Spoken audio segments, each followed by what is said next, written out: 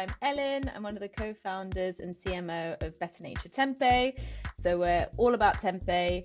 It's an all-natural protein staple from Indonesia. It's been around for over 400 years. It's packed with, as you can guess, protein, but also fiber, gut-friendly prebiotics. It's also incredibly versatile. So you can cook it straight in a pan with a sauce. It sucks in the flavors really quickly, and have it with a pasta or a stir fry. You can put it into a smoothie to add some gut-friendly protein to your smoothies. There's just so much you can do to it. And yeah, we're just really passionate about getting more people eating it as a protein staple.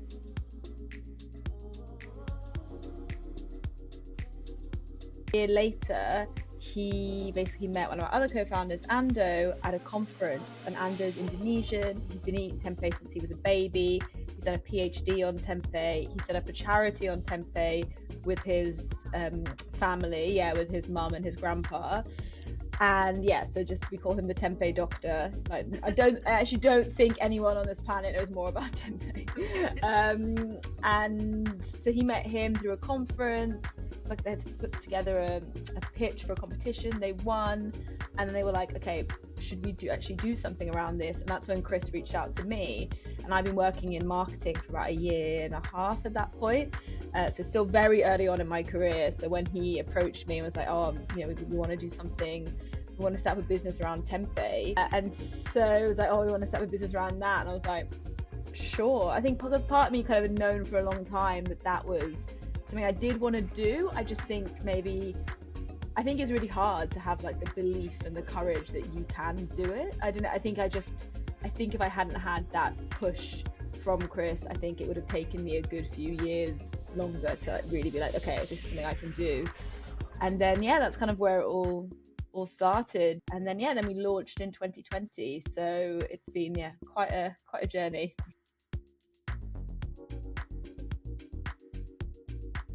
I think there's a lot of different metrics that we track. So obviously, like, your more financial metrics. So sales is one of them, but also things like, margins and how much you're able to then obviously reinvest in the business. And then also in terms of, like, for me, for marketing, like, awareness is really important. But also, like, for us, the most important KPI in marketing is trial. And that doesn't necessarily need to be the time that they've tried the product, they've bought the product, sorry. It can just be any time they've tried it. But for us, that's always what we're trying to drive, because we know it's a product people don't know very well. And we genuinely, like, I feel very confident in saying now that once people have actually tried the product, have bought the product, have, maybe had a bit of guidance as to how to use it most, best, they do tend to really enjoy it. Like, I'd say our sort of satisfaction rate after you get over that hurdle is about 90% plus. Obviously, not everyone will like it, because not everyone likes any food.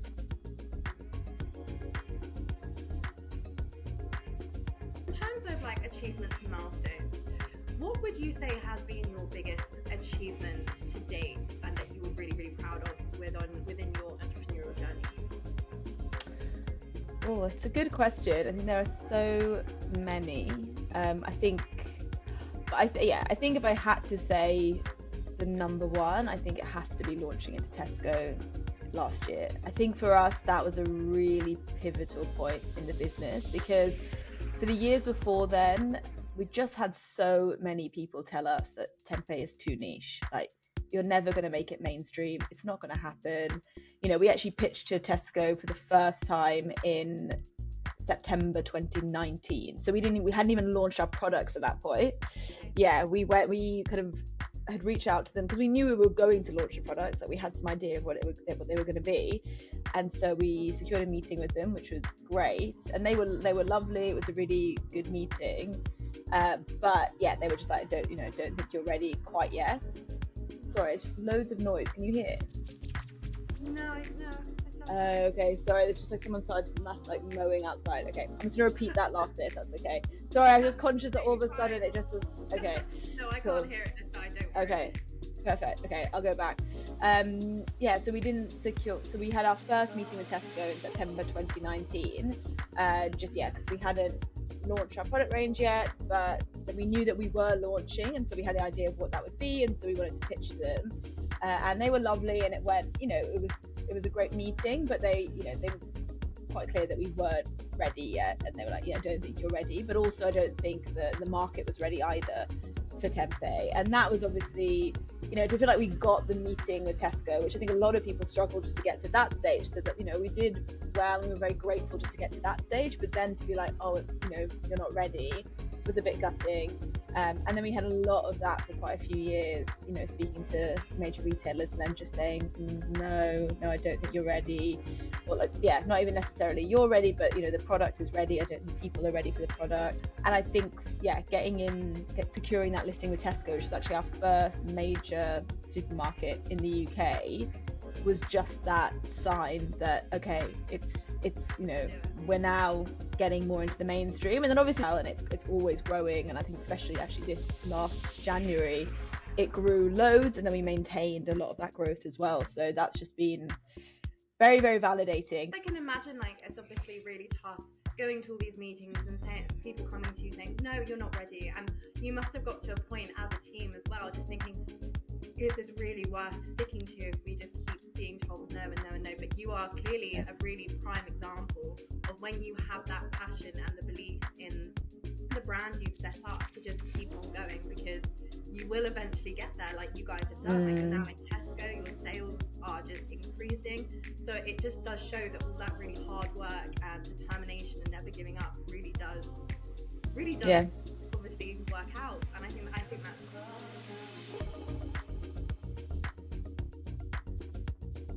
people would love to know is what one piece of advice would you give aspiring entrepreneurs when they're wanting to start their business or during the journey? What one piece of advice would you give them? Can I give two? Of course you can. Okay, thank you. I think the first one for me is invest in yourself. You are your biggest asset, and I think if you are sort of self-aware, if you're building your own understanding of what you're good at, maybe what you're not so good at, you're going, having coaching, going to therapy, whatever you need to do, making sure you go on holidays and taking breaks, just investing in yourself. One, to be fair, it's quite linked to what we've been discussing, but I think especially at the beginning, taking a very test and learn approach. I feel like having a plan is really important, and I'm very big into strategy and very big into plans. So I think having a plan is really important, and thinking where you're going to play, how you're going to win, and having a clear vision of that is key. I think just being really open to what might happen, and not having too much of a plan where you're like, we must stick to this, otherwise we failed or whatever. So I think for me those are the two key pieces of advice I'd give. No, I think that's great, because everyone can have plans, can't they? People have life plans, business plans, and as I said, most of the time they never end up going the way you want them to. Sometimes they end up better, but obviously sometimes they kind of don't work out the way you want it to, but then everything happens for a reason, and everything will come back to something successful along the way, which I think is also a really great piece of advice. Just not get disheartened when things don't go the way you think they will.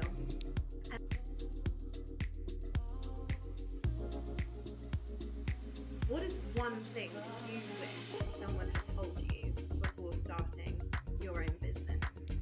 So what would you go back to yourself when you first started? What would you tell yourself before starting, if you can go back and do that now? Gosh, that is a tough one.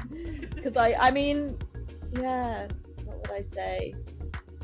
I think it would just be, it's going to be really hard, but it's also going to be worth it. And you're going to grow so much as a person. You're going to be, just such a different person than before you started out. So I think for me, it's going to be hard, it's going to be worth it. Because